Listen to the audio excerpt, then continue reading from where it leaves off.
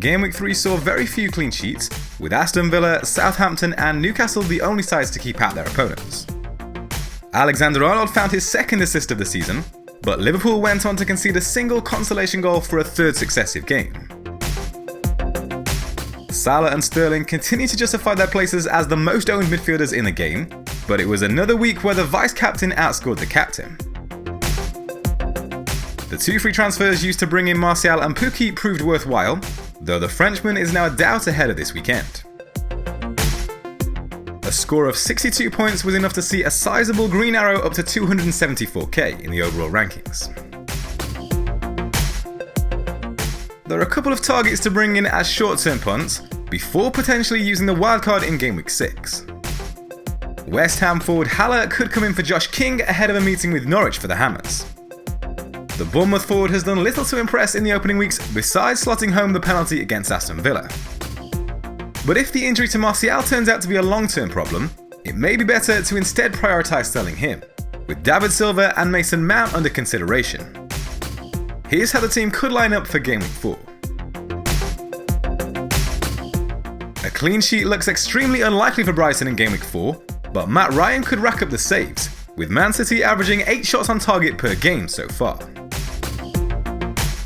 It's been a frustrating start for the Liverpool double-up, but Gameweek 6 looks like the time to potentially move one of them on, with fixtures against Burnley and Newcastle up next. The Reds allowed Arsenal just 4 shots inside the box, with only Everton conceding fewer in Gameweek 3. Digne faces a Wolves side that have managed just 2 big chances this season, the lowest of any team in the league, while Zinchenko hosts a surprisingly attacking Brighton side, who rank joint 3rd for big chances so far. But City have conceded the fewest shots inside the box in the first 3 game weeks, and only lost the clean sheet to a wonder free kick from Harry Wilson last weekend. We're awaiting an update on Martial after he suffered a thigh injury during the defeat to Crystal Palace.